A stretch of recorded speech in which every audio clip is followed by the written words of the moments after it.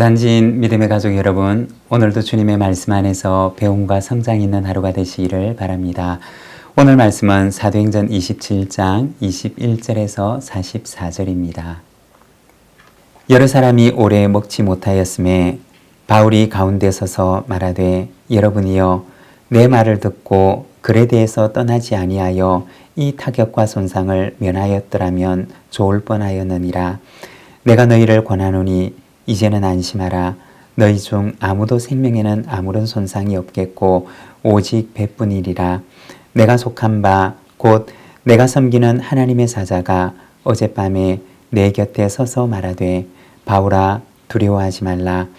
내가 가이사 앞에 서야 하겠고 또 하나님께서 너와 함께 항해하는 자를 다 내게 주셨다 하였으니 그러므로 여러분이여 안심하라. 나는 내게 말씀하신 그대로 되리라고 하나님을 믿노라. 그런즉 우리가 반드시 한 섬에 걸리리라 하더라. 열나흘째 되는 날 밤에 우리가 아드리아 바다에서 이리저리 쫓겨가다가 자정쯤 되어 사공들이 어느 육지에 가까워지는 줄 짐작하고 물을 재어보니 20길이 되고 조금 가다가 다시 재니 15길이라. 암초에 걸릴까 하여 고물로 닷 넷을 내리고 날이 새기를 고대하니라. 사공들이 도망하고자 하여 이물에서 닷을 내리는 제하고 거룻배를 바다에 내려놓거늘 바울이 백부장과 군인들에게 이르되, 이 사람들이 배에 있지 아니하면 너희가 구원을 얻지 못하리라 하니 이에 군인들이 거룻줄을 끊어 떼어버리니라.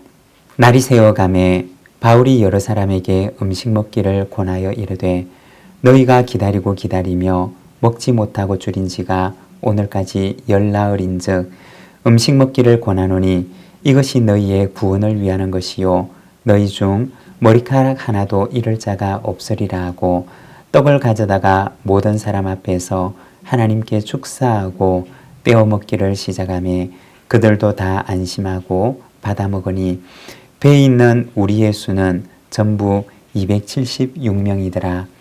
배부르게 먹고 밀을 바다에 버려 배를 가볍게 하였더니 날이 새매 어느 땅인지 알지 못하나 경사진 해안으로 된 항만이 눈에 띄거늘 배를 거기에 들여다 댈 수 있는가 의논한 후 닷을 끊어 바다에 버리는 동시에 키를 풀어 늦추고 돛을 달고 바람에 맞추어 해안을 향하여 들어가다가 두 물이 합하여 흐르는 곳을 만나 배를 걸매 이 물은 부딪혀 움직일 수 없이 붙고 고물은 큰 물에 깨어져 가니 군인들은 죄수가 헤엄쳐 도망할까 하여 그들을 죽이는 것이 좋다 하였으나 백부장이 바울을 구원하려 하여 그들의 뜻을 막고 헤엄칠 줄 아는 사람들을 명하여 물에 뛰어내려 먼저 육지에 나가게 하고 그 남은 사람들은 널조각 혹은 배 물건에 의지하여 나가게 하니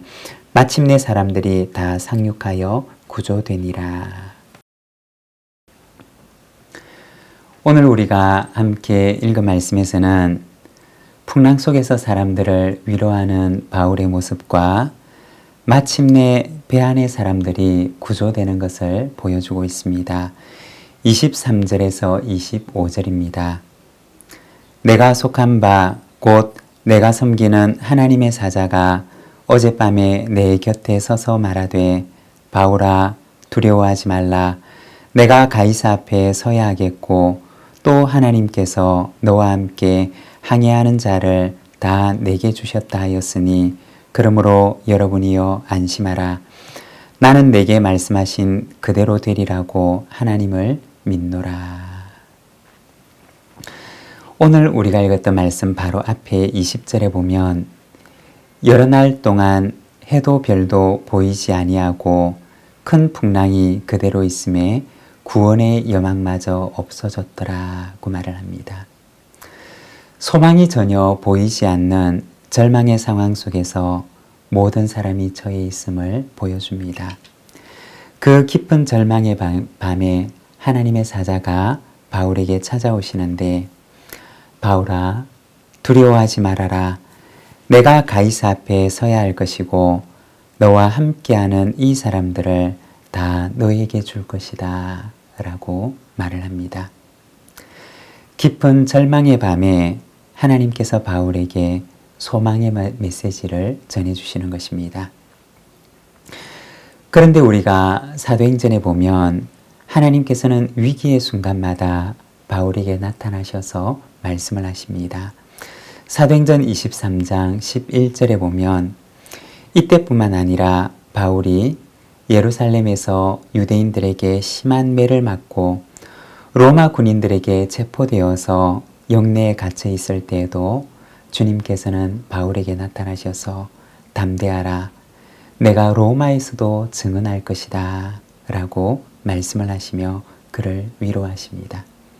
또 더 시간을 거슬러 올라가 보면 고린도에서 복음을 전할 때에도 주님께서는 나타나셔서 이 성에 내 백성이 많다라고 하시며 바울에게 용기를 주십니다. 바울의 인생에 가장 위급할 때마다 주님께서는 바울 곁에 서셔서 그를 위로하시고 그에게 용기를 주셨던 것을 보여줍니다. 여러분, 돌아보면 우리의 인생은 어떠할까요?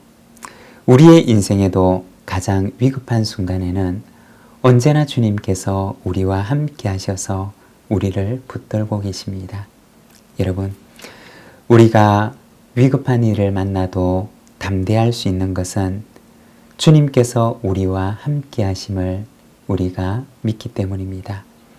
이러한 담대함이 저와 여러분 가운데도 언제나 함께 하시기를 바랍니다. 33절에서 36절입니다. 날이 새어가매 바울이 여러 사람에게 음식 먹기를 권하여 이르되 너희가 기다리고 기다리며 먹지 못하고 줄인 지가 오늘까지 열나흘인즉 음식 먹기를 권하노니 이것이 너희의 구원을 위하는 것이요 너희 중 머리카락 하나도 잃을 자가 없으리라 하고 떡을 가져다가 모든 사람 앞에서 하나님께 축사하고 떼어 먹기를 시작하매 그들도 다 안심하고 받아 먹으니.